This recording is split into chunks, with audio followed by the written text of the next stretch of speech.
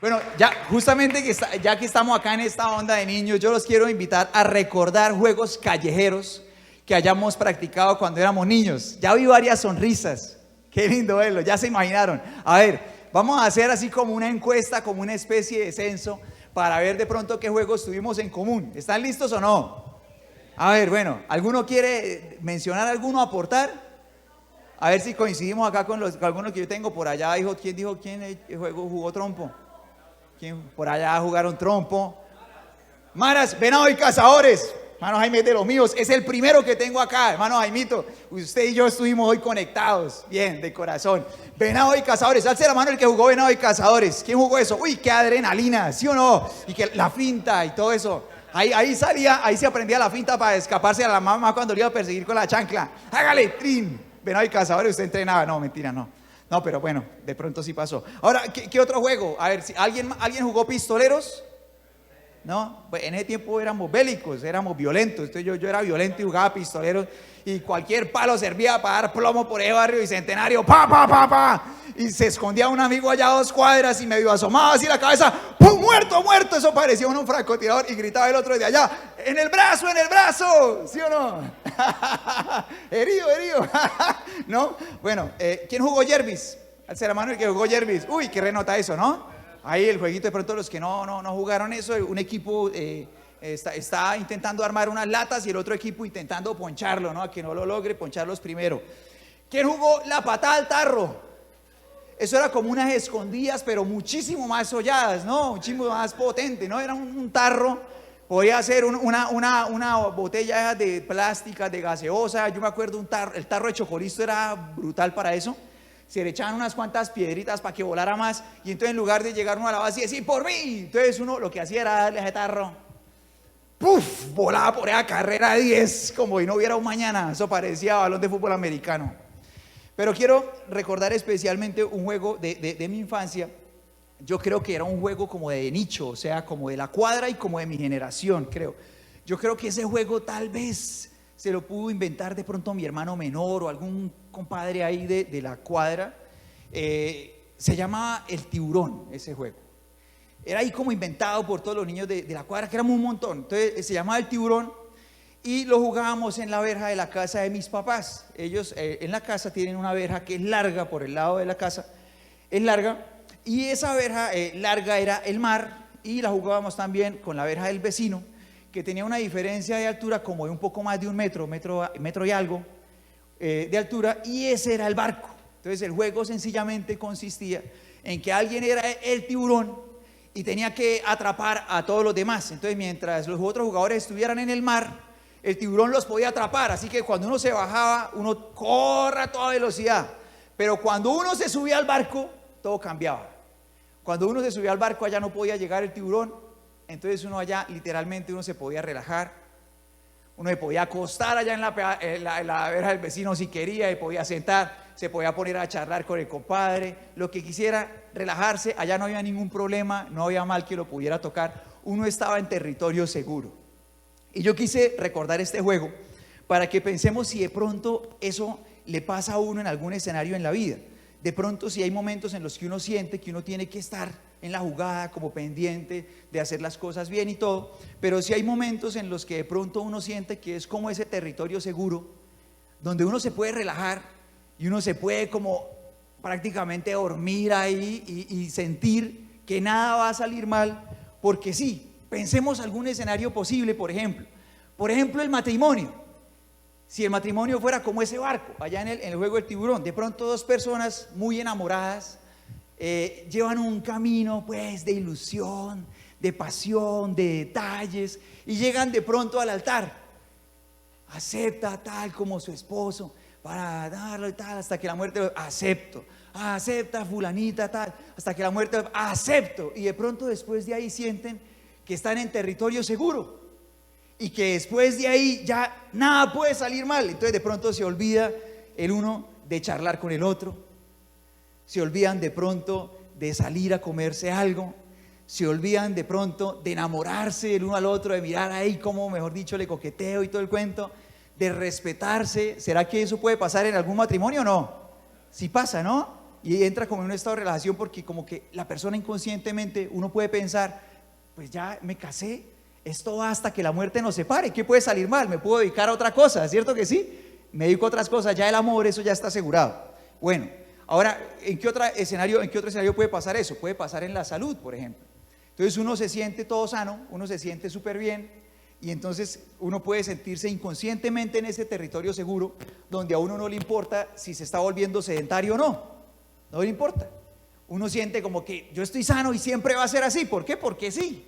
Entonces yo no me preocupo por de pronto hacer un poquito de ejercicio, caminar un poquito, no me preocupa qué como, le echo sin importar qué coma, no me preocupa la calidad del sueño, si me acuesto tarde, si duermo poquito, si trasnocho, si tengo malos hábitos. Pero tú y yo ya sabemos que cuando eso pasa, con el paso del tiempo, llega el cobrador y la salud se acaba, ¿cierto que sí? Todos estos escenarios, estos dos escenarios, y por ejemplo sumémosle uno más, el éxito laboral.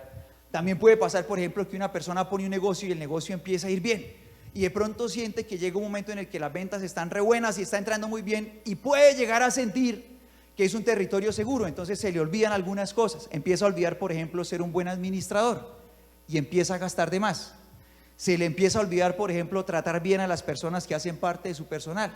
Se le empieza a olvidar tratar bien al cliente, y cree que ese éxito en su negocio nunca se va a acabar, haga lo que haga. Si se acaba el éxito en algún negocio, sí se puede acabar, ¿cierto que sí?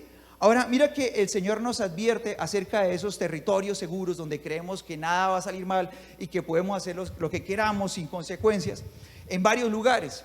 Pero quiero que hoy miremos uno bien importante, y era justamente antes de entrar a la tierra prometida.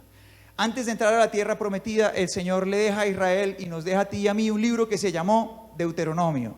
¿Alguien ha leído Deuteronomio alguna vez? Y este libro era justamente para preparar al pueblo de Israel antes de entrar a esa tierra, que era la tierra que era un regalo de Dios, era la tierra de la bendición, la tierra de la promesa. En ese tiempo había una fuerte creencia en la región, en la que la gente pues tenía la fe de que en cada país había un Dios que era todopoderoso en ese territorio. Entonces, por ejemplo, si eso sucediera hoy, entonces los colombianos sabríamos o creeríamos que había un Dios para Colombia. Pero si nos fuéramos para Venezuela, entonces allá habría un Dios venezolano. Y si nos fuéramos para Perú, allá había un Dios peruano. ¿Sí está conmigo o no? Y entonces como que cada Dios era soberano en su región.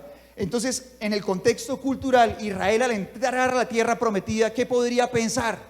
Que al vivir ahí y el Señor ser soberano sobre todo, así como les había dado la tierra prometida, ellos sencillamente iban a poder vivir así, súper prósperos y súper bien, hicieran lo que hicieran, vivieran la vida que vivieran. Ellos podrían pensar que solamente por el hecho de estar en la tierra de la promesa, todo iba a salir bien.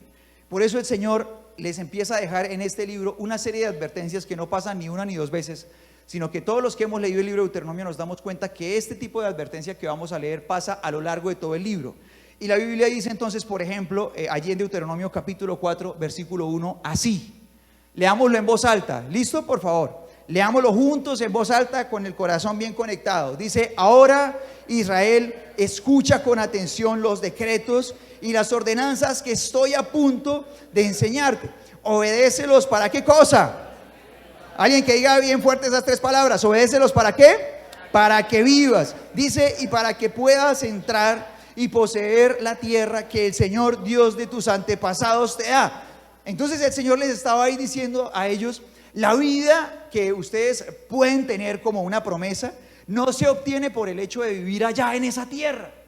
O sea, esa promesa de una vida plena y abundante no era por el terreno, no era por el piso, no era por las fronteras. La promesa se iba a hacer realidad por obedecer la palabra de Dios. ¿Sí están conmigo o no?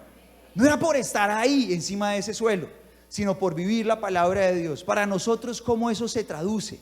El Señor nos está diciendo a nosotros que esa vida plena y abundante que Él vino a traernos no se consigue por pertenecer a tal o cual religión, tampoco por asistir a tal o cual templo, ni tampoco por pertenecer a una familia de cierta fe, sino por obedecer la palabra de Dios.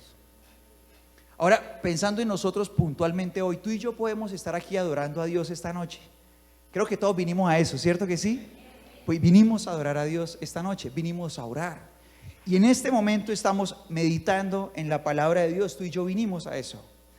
Pero si nosotros estamos viviendo este tiempo acá y cruzamos esa puerta y seguimos viviendo como a nosotros nos parezca, nosotros no vamos a disfrutar de esa conexión con Dios que de pronto nosotros oímos predicar acá, ni tampoco vamos a disfrutar de la bendición de Dios que la Biblia dice que alguien que camina con Dios puede tener. ¿Sí están conmigo o no? Entonces de pronto una persona se puede preguntar, oiga, pero yo voy allá a la iglesia y en la iglesia dicen que el Señor le da a uno una paz que uno no puede entender y que el Señor lo llena a uno de felicidad. Y entonces yo, ¿por qué voy allá? Y yo cuando salgo yo estoy triste y estoy deprimido. ¿Por qué?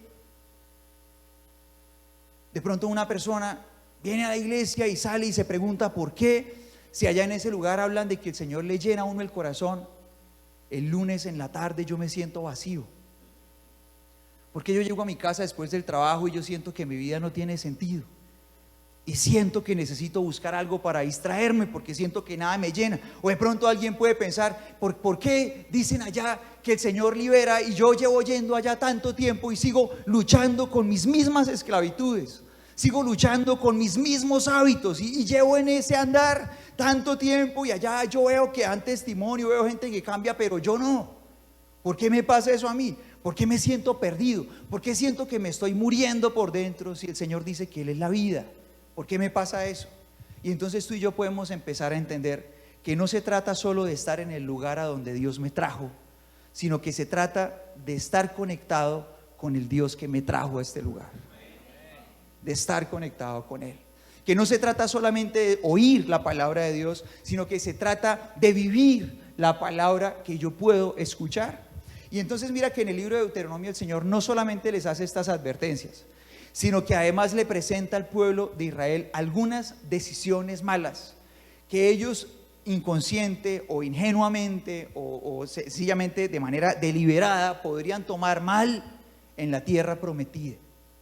Que ellos estando en el lugar de la bendición, en el lugar de la promesa de Dios, ellos podrían escoger cosas que creerían que no podrían cambiar su estatus. O sea, ellos podrían estar allá en la tierra prometida y ver esas cosechas buenísimas, esos terrenos verdes, sus ganados súper hermosos, y entonces decir, nada puede cambiar esto, haga lo que yo haga, yo estoy en la tierra de la bendición, y cometer graves errores. Y yo te quiero pedir que tú y yo vayamos a esas advertencias que el Señor, o más bien algunas de esas advertencias que el Señor le hace a Israel, porque son advertencias que son para ti y para mí también. ¿Estamos listos o no? Bueno, la primera advertencia es que uno podría, ahí en la tierra prometida, enamorarse mal. ¿Sí están conmigo o no? Ahí los solteros, alce la mano los solteros. Los solteros, de una vez echan ojo, ¿listo? Ahí alce la mano, alce la mano, alce la mano. Ahí alce la mano los solteros. Edwin está serio porque Edwin es casado y dice, no, yo soy un hombre serio, cuidado. Bueno, alce la mano los solteros, por favor, alce la mano, ¿listo? Bueno, ahí están los solteros, muy bien, vea qué gente tan elegante, súper.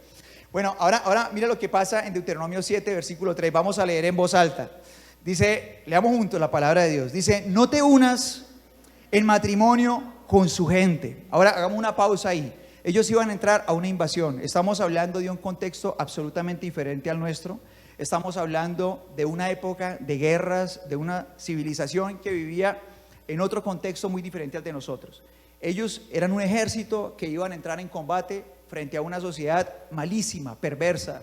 Gente que era muy depravada en muchos sentidos, en la moral, en la violencia, que cometía crímenes y asesinatos de muchísimas maneras que incluso nos cuesta a nosotros ponernos en ese contexto. Ahora, en medio de una civilización diferente, estamos viendo esto. Dice, no te unas en matrimonio con su gente. Dice, no permitas que tus hijas ni tus hijos se casen con los hijos o las hijas de esas naciones, porque ellos harán que tus hijos y tus hijas se aparten de mí para rendir culto a otros dioses. Entonces el enojo del Señor arderá contra ti y pronto te destruirá. Lo que tienes que hacer es destruir sus altares paganos, o sea, romper toda conexión que lo desvíe de su fe. Dice, hacer pedazos sus columnas sagradas, eran lugares de adoración a dioses paganos, derribar sus postes dedicados a la diosa Acera y quemar sus ídolos. Y dice el versículo 6, pues tú eres un pueblo santo porque perteneces al Señor tu Dios. De todos los pueblos de la tierra, el Señor tu Dios te eligió a ti para que seas su tesoro especial. Tú eres el tesoro especial de Dios. Y por eso al Señor le importa que tú y yo no solamente lleguemos al lugar donde el Señor desea que nos plantemos, sino que vivamos la vida plena y abundante que tiene para nosotros. Y esta primera advertencia tiene que ver con el hecho de no enamorarse mal, que podría suceder allí en la tierra prometida. Entonces tú y yo nos encontramos con el principio bíblico más importante acerca de las relaciones de amor. Y es que si tú amas a Dios con todo tu corazón, o sea, en el primer lugar de tu corazón, lo más importante para ti es Dios, tú necesitas al lado tuyo a alguien que ame a Dios también. De eso se trata esto. ¿Sí estás conmigo o no? Ahora, pasar por alto esto puede ser un error terrible. Dice el Señor que podría venir una destrucción muy poderosa sobre esa vida, su familia, que podría empezar a extenderse sobre toda la nación. Ahora metámonos en el contexto, ¿listo? Pensemos en un soldado, en un super gladiador como esos de ese ejército que eran unos campeones, que ha ganado tantas batallas. Después de bastante tiempo de batallas y de ganarse esa tierra, de tener tesoros, de tener su propio terreno, de pronto todavía quedan algunas ciudades vecinas que no tienen nada que ver en su relación con el Señor, nada que ver con ellos. Son personas que tienen una fe absolutamente contraria, pero de pronto él va pasando por allí, ese soldado, y ve a una chica guapa. Y de pronto él sonríe, ella sonríe también, se sonríen y empiezan a conjugar esos verbos, ¿no? Yo sonrío, tú sonríes, nosotros sonreímos, ellos sonríen. Empieza a conjugarse, ¿no? De pronto se empiezan a reaccionar en redes sociales, ¿no? Y empiezan a chatear, ¿no? Él deja su espada y saca el celular, tan, tan. Y empiezan a chatear y de pronto con el tiempo piensa, es que es tan linda, yo le gusto, ella me gusta, y lo mismo conjugamos, ¿no? Nosotros nos gustamos. ¿Qué puede salir mal? ¿Cierto? ¿Qué puede salir mal? Esto está bueno, ¿verdad? Y mira que de esta manera una persona puede ser cristiana, igual que el soldado, puede ser cristiana y creer que puede enamorarse de cualquier persona sencillamente porque se siente bien y no pasa nada. Como camina con Dios, yo me enamoro del que sea y eso sale bien, eso sale bien. Entonces de pronto la chica que tiene mucha confianza con su líder llega y le dice, líder, encontré al hombre de mi vida. Es que líder, yo creo que Dios me lo mandó. Usted no sabe cómo me siento, nunca me había sentido así con un hombre. Y entonces la líder, obviamente objetiva, centrada allá al lado de ese café, no se deja comprar por el capuchino que le invitaron. Ella está con el ojo bien puesto y dice, bueno, pero yo nunca lo he visto, va a otra iglesia, ama a Dios, ¿cómo es la cosa? Pero el líder, él no se opone, él me escucha, líder, vea, lo más importante es que me siento también con el tiempo, líder, con el tiempo, a ver, téngale paciencia, ¿no? Y de pronto, siendo ajena a que uno se puede enamorar mal en la tierra prometida también, uno se puede enamorar mal, olvidando cosas claves que deben tener los dos si uno quiere que el diseño de Dios se haga real. La primera ya la dijimos, amar a Dios en primer lugar, ¿verdad? Otra cosa muy importante que enseña el Señor Jesús es que el amor a Dios y la fidelidad a Él no son palabras, sino que se ve. Entonces por eso el Señor dice, usted no conoce a la gente porque diga que es hija de Dios o porque es cristiano. Ay, yo voy a asambleas de Dios. Ah, listo, me caso. Dice el Señor, por sus frutos los van a conocer. Entonces uno sabe si una persona realmente ama a Dios y es fiel a Él, no por lo que dice, por lo que hace. ¿Sí está conmigo o no? Por lo que hace. Otro principio bien potente que el Señor deja en su palabra es que el trato de una persona debe ser íntegro, si no, no es real. Entonces, por ejemplo, ella dice, no, es que él a mí me trata fantástico. ¿Y cómo es cuando llega a la casa? No, él pelea mucho con la mamá, pero eso es con ella que no lo entiende. En cambio conmigo sí. Es que yo soy la mujer de su vida. Es que yo sí, ¿verdad? ¿Cierto que sí? Y puede pasar. Entonces luego esta pareja llega y basada en emociones, escribe su noviazgo, viene a la iglesia a Contacto Vital y un día dice, pastor, nos queremos casar. El pastor Eliseo dice, ay, padre, ayúdame. Pero el pastor les hace su curso prematrimonial, les entra por aquí, sale por allá, se casan. Y de pronto ellos dicen, no, el pastor va a orar por nosotros, este matrimonio es bendito. 6 meses después, agache que va la corre por arriba de un lado para otro, pa. Y después, ese matrimonio que se casó en la iglesia y todo eso, y que pensó que todo bien, es el infierno. Y traen el infierno y vienen a la iglesia, adoran y después se van para la casa y allá se siguen dando plomo, pum. ¿Verdad? ¿Sí pasa eso o no? ¿O es pura ficción acá que yo voy para Hollywood ya? ¿Sí pasará? Sí pasa. ¿Por qué? Porque uno se puede confiar en sus emociones y en sentirse bien para construir una relación y convertir sus emociones prácticamente en algo superior a principios divinos.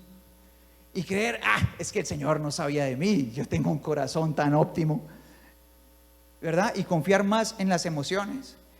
Y por eso tú y yo volvemos al principio. No se trata solamente de estar en el lugar a donde Dios me trajo, sino de vivir en conexión con el Dios que me trajo a este lugar. Entonces, si una persona no se preocupa por obedecer la palabra de Dios y solamente confía en que es que nosotros vamos a la iglesia y cree que por eso su hogar va a ser un hogar conforme al corazón de Dios, está equivocada. Ningún hogar es un hogar feliz y conforme al corazón de Dios solamente porque asiste a este lugar. Eso es parte, pero la clave es tener un corazón conectado con Dios de verdad. Si no hay, puede haber plomo allá en la casa y cacerolas y de todo, y eso no se habla, duerme en el sofá 10 años y todo eso pasa. ¿Sí? ¿Sí está conmigo o no? Ahora bueno, vamos a ir a otra escena bien potente, otra advertencia que el Señor hace. Está en Deuteronomio 13, versículos del 1 al 4. ¿Listo? Vamos a leer la palabra de Dios juntos, en voz alta, con todo el corazón. ¿Listo? Del 1 al 4. Dice, supongamos que en medio de ti, no nos ha aparecido. Bueno, producción, creo que esta se la envié enseguida. ¿Sí? Deuteronomio 13, versículo del 1 al 4. ¿Listo? Deuteronomio 13, del 1 al 4. ¿Listo? La segunda advertencia, la primera fue que en la tierra prometida uno se puede enamorar mal, ¿sí o no? La primera advertencia fue enamorarse mal. O sea, uno puede estar en la iglesia y enamorarse mal si no tiene cuidado de seguir los principios de Dios. También uno, ¿qué más puede hacer? Uno puede terminar siguiendo a la persona equivocada si tiene la visión equivocada también. Mira lo que dice Deuteronomio 13, versículos del 1 al 4. Dice, supongamos que en medio de ti hay profetas o aquellos que tienen sueños sobre el futuro y prometen señales o milagros, y resulta que esas señales o milagros, ¿qué pasa? Se cumplen. Si de pronto ellos dicen, ven, rindamos culto a otros dioses, dioses que hasta entonces no conocías, no los escuches. El Señor tu Dios te está probando para ver si realmente lo amas con todo el corazón y con toda el alma. Sirve únicamente al Señor tu Dios y teme solamente a Él, obedece sus mandatos, escucha su voz y aférrate a Él. ¿Cómo te parece? Aquí el Señor nos dice varias cosas bien potentes. La primera es que Él no es el único que hace milagros. Él en su soberanía permite que haya más entidades que puedan hacer milagros, que el enemigo pueda hacer milagros. Así que no solamente una persona que es usada espiritualmente para realizar un milagro es usada por Dios, también puede ser usada por el diablo. Por eso la Biblia dice en 2 Corintios 11, 14 que el diablo se puede disfrazar como un ángel de luz y verse guapo, guapa el diablo, ¿sí o no? Pronto alguno pide a pensar, uy sí pastor, a mí ya se me apareció el diablo varias veces. Bueno, ahora mira esto, cuando una persona empieza a caminar con Dios y de pronto piensa, yo quiero seguir al Señor, pero realmente en su corazón lo que pasa es que no está buscando al Señor, sino que está buscando un favor. Entonces puede ocurrir un momento en la vida en el que le diga al Señor, Señor, te pido esto, y de pronto la respuesta del Señor sea no, o sea, todavía no. O sea, sí te lo voy a dar, pero toca esperar, y a veces hay que esperar poco, a veces toca esperar bastante, ¿cierto que sí o no? Por ejemplo, David, el Señor le prometió que iba a ser rey, pero le tocó esperar como unos 15 años aproximadamente para hacerlo. Por ejemplo, a Abraham, el Señor le prometió que iba a tener un hijo, ¿cuánto esperó para tenerlo? 25 años, ¿verdad? Bueno, hay otros que esperaron menos, tranquilos los solteros, no, tampoco se vayan a desesperar, tranquilos. Ahora, el punto es que el Señor puede decirle a uno no, o espera un poco. La cuestión es, ¿qué pasa si mientras el Señor nos dice no, aparece alguien con la respuesta a esa petición? ¿A quién seguiremos? ¿Al Señor o al que trae el favor hecho? ¿A quién vamos a seguir? Ahora, mira que uno puede recibir regalos que son como un caballito de Troya. ¿Alguien sabe qué es un caballito de Troya?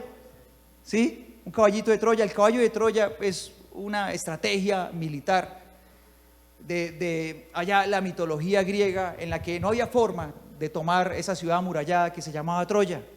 ¿Cómo hacen sus enemigos para entrar? Les dejan un regalo.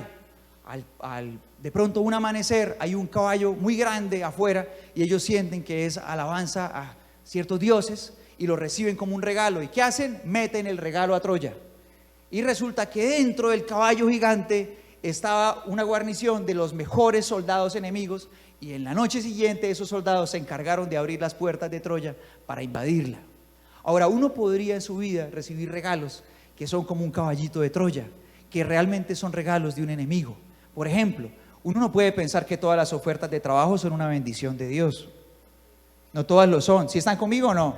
En la Biblia aparecen por lo menos dos casos en donde ofertas, oportunidades laborales que parecían buenísimas significaron la destrucción de familias. Y yo he visto eso pasar. Yo he visto personas perseguir ofertas laborales y separarse, por ejemplo, un hombre dejar su hogar de manera indefinida, persiguiendo cierta cantidad de dinero, cierta oferta que parece bien, y mientras tanto sus hijos empiezan a extrañar a su papá y empieza su hogar a descontrolarse porque hace falta esa presencia de papá. Mientras tanto empieza la relación de matrimonio a desmoronarse también por falta de muchas cosas, entre ellas de unidad. Mi abuelo decía: donde va el mar, van sus arenas. Bendita sabiduría del nono, ¿sí o no? ¿Cierto que sí? Un principio de unidad. Y muchas veces en esa falta de discernimiento se toman malas decisiones que pueden desmoronar un hogar. Por ejemplo, un préstamo. Alguien que aparece para prestarle dinero a una persona que tiene deudas. Ese dinero muchas veces puede parecer: uy, eso era lo que necesitaba. Y resulta que ese préstamo es un caballito de Troya. De pronto la forma de salir de la situación financiera no es un préstamo.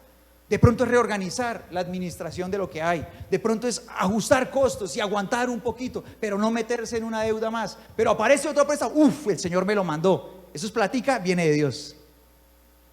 Y resulta que no es así. Puede ser un caballito de Troya, o un milagro, o una persona que promete un milagro milagroso.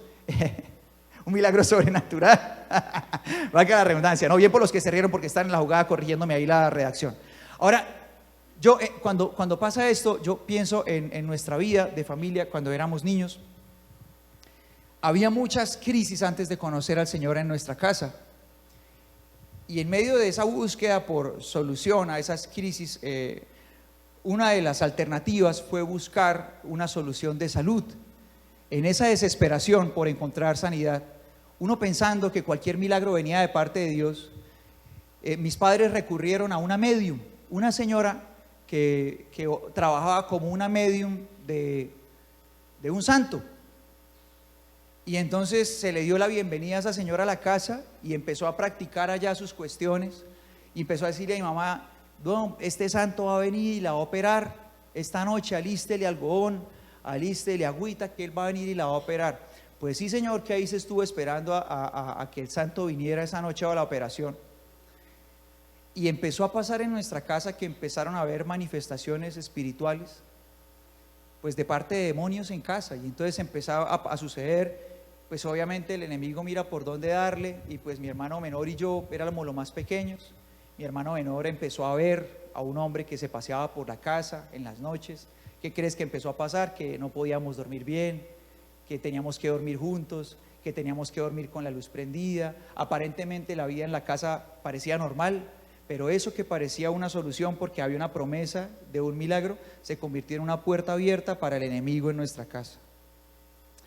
Ahora, la cuestión es que tú y yo pensemos en este momento si tenemos peticiones, si tenemos cosas que le estamos pidiendo a Dios ahora mismo. Y pensemos en que el Señor puede tener para nosotros una respuesta positiva a nuestra petición. Pero también puede aparecer alguien que no venga de parte de Dios a traer una respuesta a esa petición. ¿A quién vamos a seguir? Esa es la pregunta. ¿Sí están conmigo o no? No, acá en la iglesia es bien fácil decir a Dios. La cuestión es llevarnos esa convicción en el corazón, para que cuando llegue el momento uno pueda responder igual. ¿Sí están conmigo o no? ¿Sí están conmigo todos? Y veamos una advertencia más que hace el Señor. Esta está en Deuteronomio capítulo 8, versículo 16. Y la advertencia es que uno puede en la tierra prometida tomar la mala decisión de olvidarse de Dios. Eso parece una paradoja, parece una contradicción de lo más absurdo. Uno podría olvidarse de Dios en la tierra prometida. Tristemente la respuesta es que sí. Y mira lo que dice Deuteronomio 8, versículos 6 al 14. Vamos a leerlo en voz alta, ¿listo? Con toda la actitud y con todo el corazón. Leámoslo en voz alta. Dice: por lo tanto, obedece los mandamientos del Señor tu Dios, andando en sus caminos y temiéndolo. Pues el Señor tu Dios te lleva a una buena tierra, con arroyos y lagunas, con fuentes de agua y manantiales que brotan a chorros de los valles y las colinas. Es una tierra de trigo y de cebada, de vides, higueras y granadas, de aceite de oliva y miel. Es una tierra donde abunda el alimento y no falta nada. Es una tierra donde el hierro es tan común como las piedras, donde el cobre abunda en las colinas. Cuando hayas comido hasta quedar satisfecho, asegúrate de alabar al Señor tu Dios por la buena tierra que te ha dado. Sin embargo, ese es el momento cuando debes tener mucho cuidado. ¿Qué dice ahí la palabra de Dios? Dice: en tu abundancia. ¿Cómo dice ahí? Leámoslo de nuevo. Dice: en tu abundancia. Ten cuidado de no olvidar al Señor tu Dios al desobedecer los mandatos, las ordenanzas, los decretos que te entrego hoy. Pues cuando te sientas satisfecho y hayas prosperado y edifiques casas hermosas donde vivir, cuando haya aumentado mucho el número de tus rebaños y tu ganado, y se haya multiplicado tu plata y tu oro junto con todo lo demás, ten mucho cuidado. No te vuelvas orgulloso en esos días, y entonces te olvides del Señor tu Dios, quien te rescató de la esclavitud de la tierra de Egipto. Yo te digo con dolor en mi corazón que no son pocas las personas que he visto que han estado apasionadas por Dios solamente cuando han tenido problemas. He empezado a caminar con Dios desde que era un niño, obviamente con mis porrazos y mis levantadas, pero a lo largo de ese tiempo no son pocas las personas que he visto que han dicho que aman a Dios solamente cuando tienen problemas, solamente en esos momentos, que cuando llega la bendición y la abundancia le dicen al Señor. Así que una pregunta que nos podemos hacer en este momento es: ¿qué voy a hacer cuando Dios me bendiga más? ¿Qué voy a hacer cuando de pronto esos sueños que tengo en mi mente se hagan realidad? ¿Qué voy a hacer si pasa esto que dice la palabra de Dios? Prospera mi negocio, prospera lo que hago, mi casa es más linda y el Señor me da más cosas materiales y me da más dinero. ¿Quién voy a ser con Él? ¿Qué tipo de persona? Cuando mi vida esté mucho mejor que ahora, ¿lo voy a amar también? Ahora, una vez más tú y yo podemos recordar que no solo se trata de estar en el lugar donde Dios me trajo, y le doy gracias al Señor porque nos permite estar juntos en este lugar hoy. Y esto es una parte muy importante de nuestro camino con Dios, el hecho de darle a Él el tiempo que es para Él de verdad, que Él sea el primero, que no sea una opción, que el Señor no sea si me queda tiempo, que le demos el lugar a Él que le corresponde con compromiso. Hoy decíamos al principio que qué sonrisa tan grande cuando vemos que todos juntos como iglesia llegamos puntuales a la casa de Dios. Esta noche esta casa estaba casi como estaba más de la mitad cuando empezamos la celebración, que debe ser lo normal, ¿cierto que sí? ¿Cierto que sí? ¿Están conmigo o no? Debe ser lo normal. Ahora, bueno, podemos aplaudir al Señor por eso.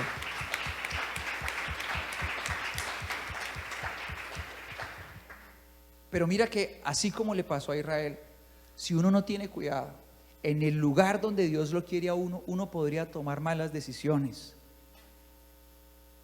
por no fijarse en que en el secreto no está en estar en el terreno. O sea, es un regalo estar plantados en la casa de Dios, pero eso no es lo que hace bendita nuestras vidas.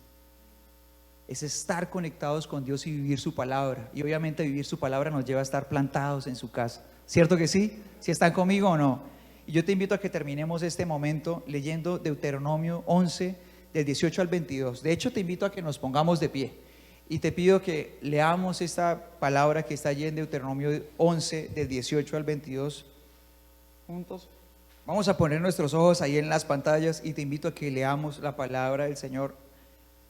No solamente con nuestra mente, pongamos una vez más nuestro corazón. Mientras leemos, busquemos atesorar esta palabra en nuestro corazón y comprender lo que el Señor nos dice.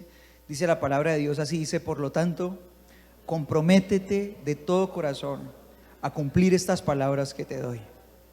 Átalas a tus manos, llévalas sobre la frente para recordarlas, enséñalas a tus hijos, habla de ellas en tus conversaciones, cuando estés en tu casa, cuando vayas por el camino, cuando te acuestes, cuando te levantes.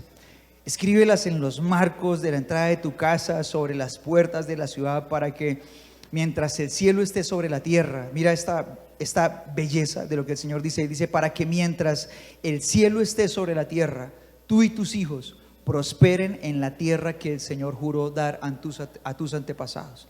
Asegúrate de obedecer los mandatos que te entrego. Demuéstrale amor al Señor tu Dios, andando en sus caminos y aferrándote a Él. Amén.